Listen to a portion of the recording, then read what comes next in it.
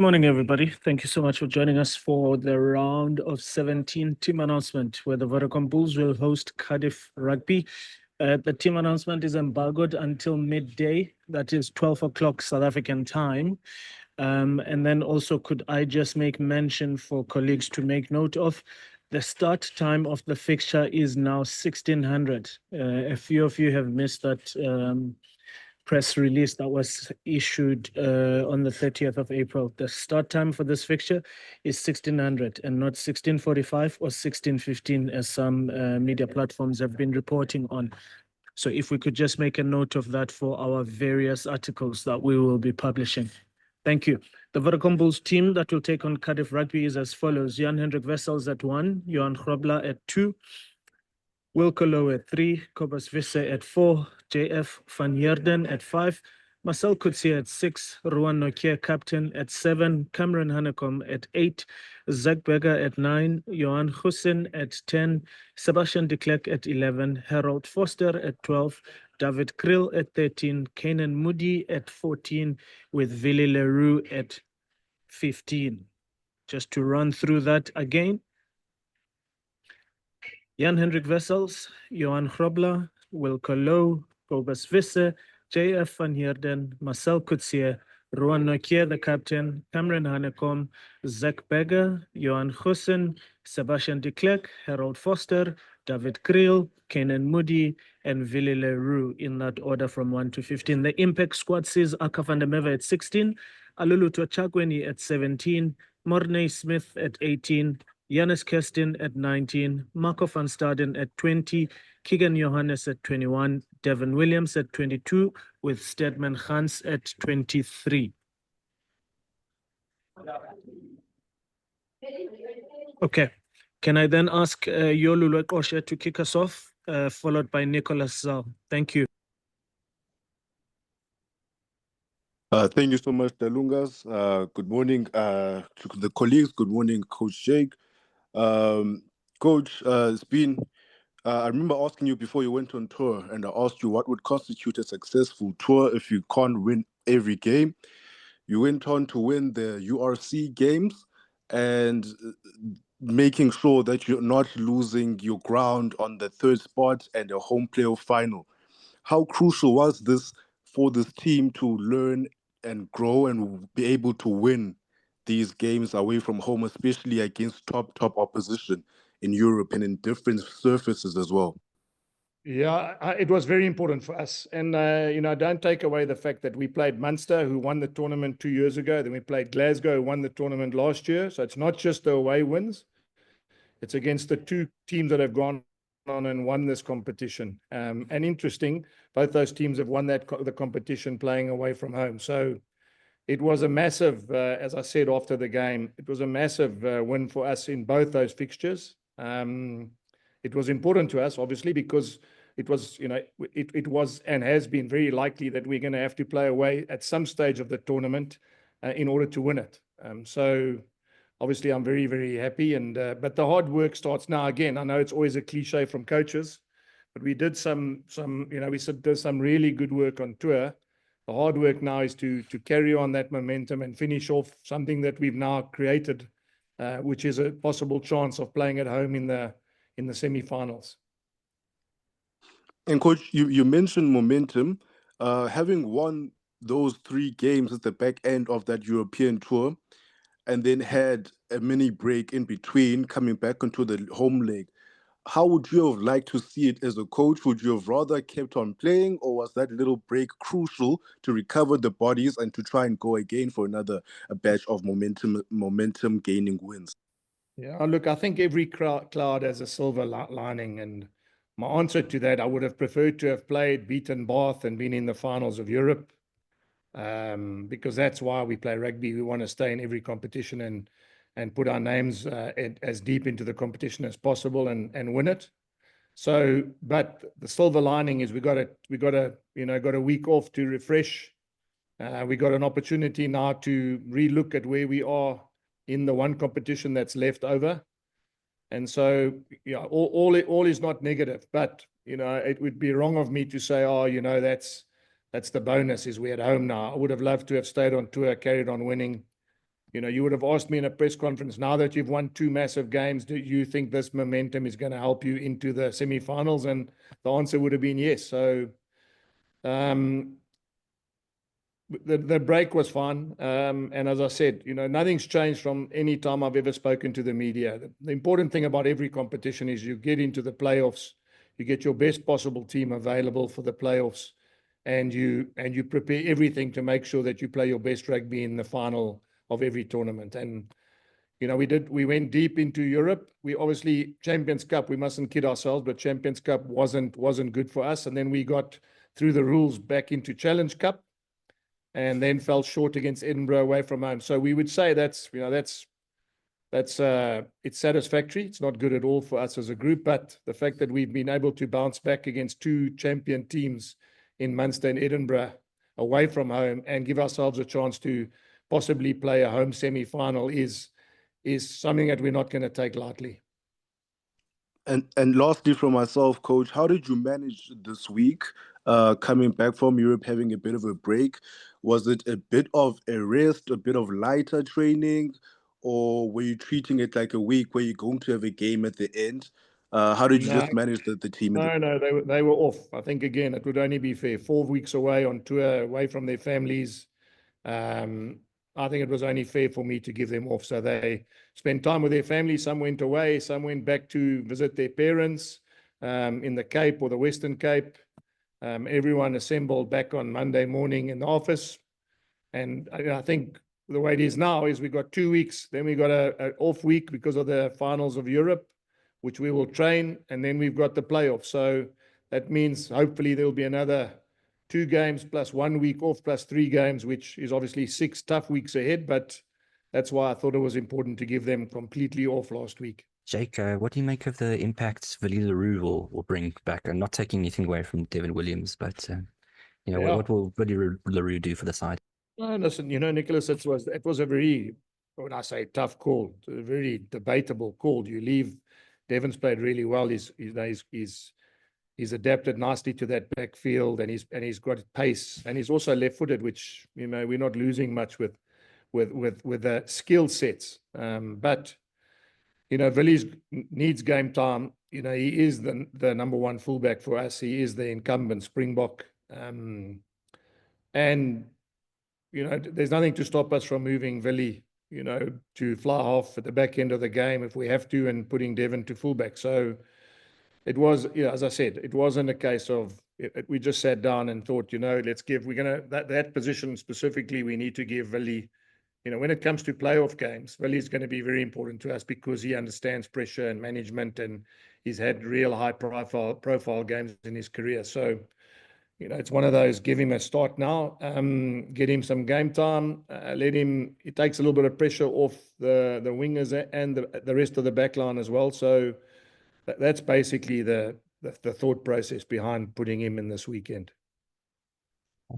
Thanks. Cardiff have had mixed results lately, both home and away. I guess the best you can really do is prepare for a really tough game after Glasgow. How are you guys taking preparation for this? Yeah, look, I think you summed it up. I think Cardiff mustn't be underestimated. They beat Munster, you know, they beat Ulster. I think they, you know, and anyone who's beaten Munster, you know, needs to play well. I mean, we know that because we had to do it a couple of weeks ago. So we won't for any second, Nicholas, take them as an easy option. They're also desperate. They want to play in the top 8. They want to make sure they make the playoffs. They're coached by Matt Sherritt, who obviously had a stint with the Welsh team. That I'm sure would be a boost not only for him because he comes back, you know, obviously having experienced international rugby, but also the players feel confident that, you know, he's in and around the decision makers of Welsh rugby. So, yeah, I don't think they're an easy team to play against. I mean, they've got some really good players, lots of internationals. So yeah, I suppose what I'm saying to you is we're not going to take it lightly. We've got lots of things we want to achieve this season, and one of them is to get a home semi-final, and in that means we've got to get results at home against both Cardiff and Dragons with the last 2 pool games. So we won't be going in thinking, you know, it's going to be an easy game, or, you know, we should just rock up. I mean, I said it earlier, Nicholas, we've done a lot of hard yards in the last couple of weeks to put ourselves in the position we're in now. The challenge for us as a group, and it's always like that for top teams, is you take the opportunities that are in front of you. Thanks, Lunga. Morning, Jake.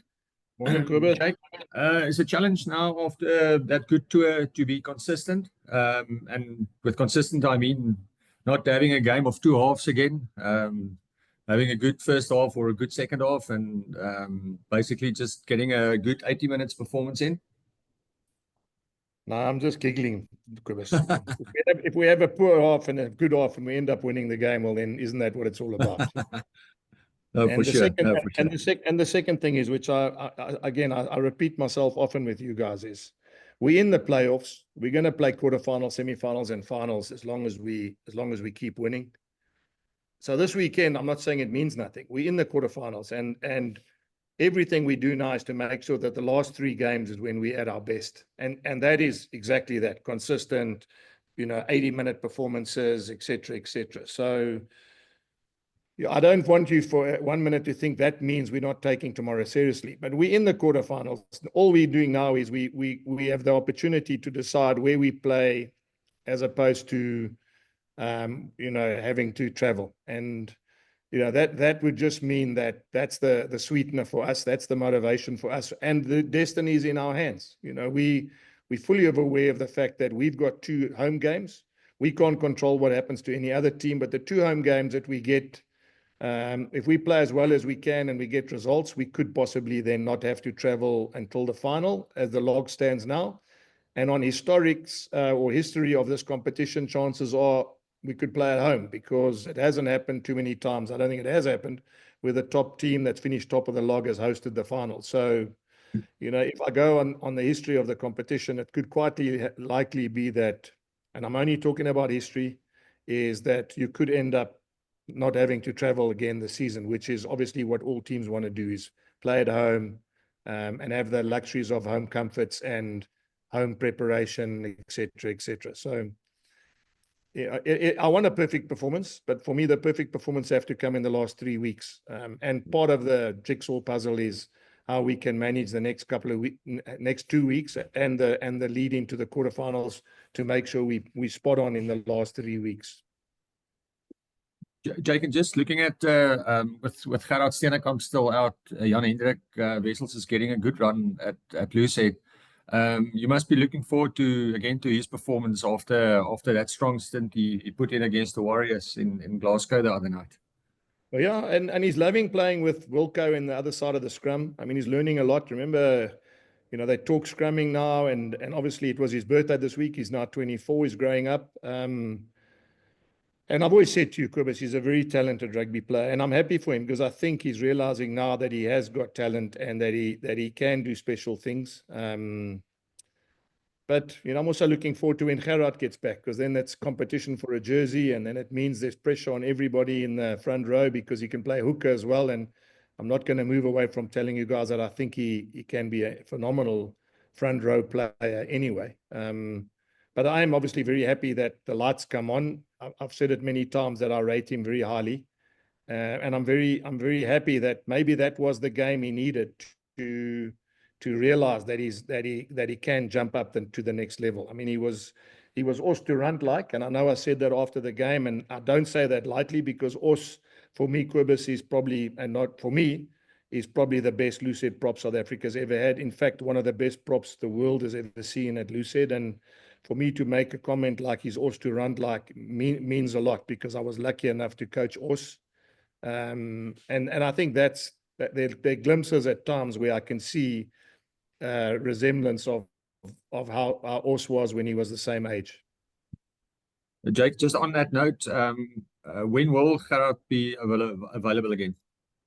Yeah, Kobus, it sounds like, again, a cliche. It's like work in progress. He's back on in training. He's working hard. It's now a question of how long will it take for him to be spot on and be able to play.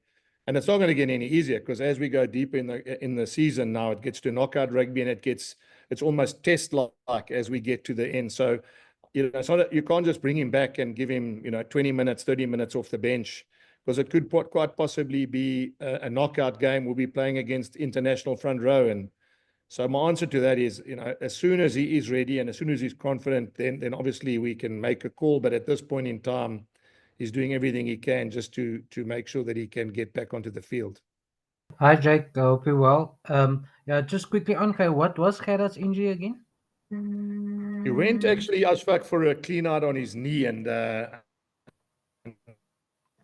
fortunately there was, I'm not saying complications. I think one of the wounds just got a little bit infected, and the infection got worse and worse. So they had to not redo it, but they had to then go and clean the wound, and then obviously over time, because it's a knee injury, it's not something you can rush back. And when it was swollen and flared up, they had to they restarted the process again. So what was supposedly going to be a very in and out operation turned out through the infection to be much longer and much more difficult for everyone. So he's fine. I mean, everything's fine. His knee's perfect. I just think they put him back a bit because of the infection that didn't go away over a period of time. Yeah. Just Imros Papir, not playing this weekend. Is he okay? Or? Yeah. He's just it's precaution. He remember you saw last week against Glasgow, just before half time, he sort of rolled his knee, but he's had scans. Everything's fine. It's just, again, I don't want to rush him. He's going to be important in the back end of the competition. I don't want to rush him in now and risk something that doesn't need to be risked.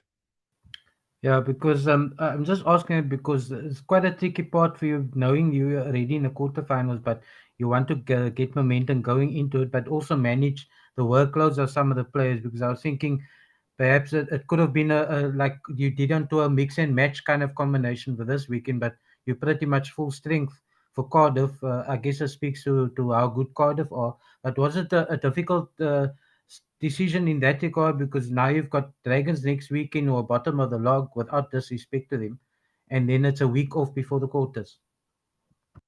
Yeah,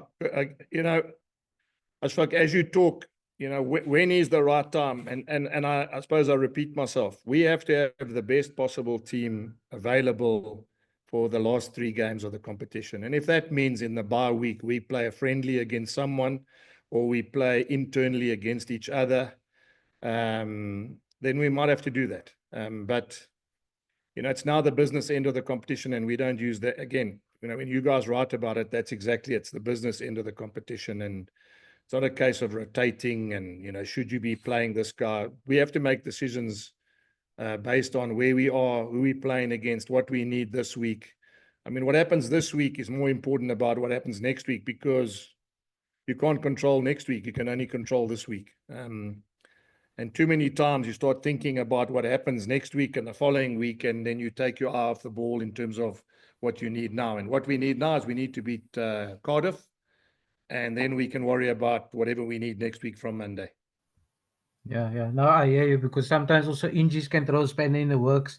100%. You rest someone now this week, but then they come next week, then they get injured just before the quarterfinals. So 100%. You're I guess spot you on. can't Let's do- be. I did it with Ambrose, and then, I mean, thank goodness I gave Ambrose some time off, and the reason for that is because I let Zach and Keegan play. And now, as it turns out, Zach and Keegan need to play because Ambrose is not available this weekend. So, I mean, it's not only half empty, it's sometimes half full as well. Is that when you do rotate in the middle of the season, you end up getting a guy like Zach, who, by the way, has got more than 50 URC games anyway, starting in the team. And you don't sit here thinking, gee, I haven't given him game time. He's a bit inexperienced. He hasn't played this season. I mean, both those nines have played enough rugby against big teams and in big games for me to be confident that Ambrose doesn't need to play this weekend. Yeah, no, I hear you. Just one more, Jake. Many years back, when your favorite lock, Victor Matfield, went to Toulon, and they made him play Predator at blindside flank. I don't know if you remember that. When he was at Toulon, he started at blindside flank. Yeah, now you've got another Springbok number 5 at blindside flank in Rouen. I know you've started in there before, but yeah, just a thinking, and is it a possibility for later on in the competition also? Yeah, it is. I mean, we lost Elrich Lowe, and he was obviously our number when I say number one, he was our most commonly used number 7 and 8. So you need to think out the box. And Ashfaq, you forget, I mean, I started coaching Peter Steph du Toit when he was a youngster at the Sharks, and I also moved him to 7. So I've seen guys that can play 5 and 7. I mean, Bucky's, I'm not sure if you guys know, but he played SA Schools flank, and then ended up playing lock as well. So it is the way that the game is played. Ruan Nokia is as I've said to you, is a phenomenal player, and he's very important to us. And the fact that we've got Jeff van Heerden who's playing well, and we've got Kobus Visa who's a 4 lock, means that we have the luxury of playing Ruan Nokia as a 7 flanker.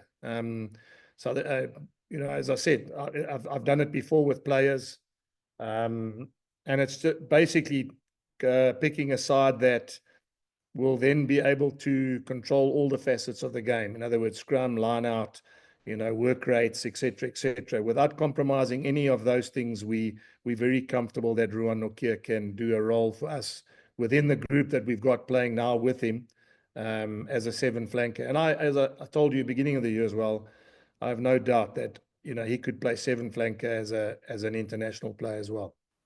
Yeah, and of course that line-out option at the back is always worth gold. Correct. Thanks, Jake. Good luck. Thanks, Ashfaq. Thank you. As a joke, it seems like almost everything's been asked already, but I just had one quick question. I was looking at the stats this week of the URC, and there's a noticeable absence of Bulls players in the individual stats there, especially in things like clean breaks and that, where last season guys like Kirtley and the guys were there quite high up in the stats. I suppose that's good and bad in one way, in the fact that it just shows how much more of a team effort this season has been without a game breaker like Kirtley. Sorry, Ben, I'm going to tell you it's not good and bad. I mean, the stats have changed because Kirtley's overseas. Kirtley's probably top of the pops in the Mitsubishi Boars team in the Japanese league. And that's the same thing I tell you. It's not good for South African rugby that the best players who make the line breaks are playing all over the world and not for our franchises.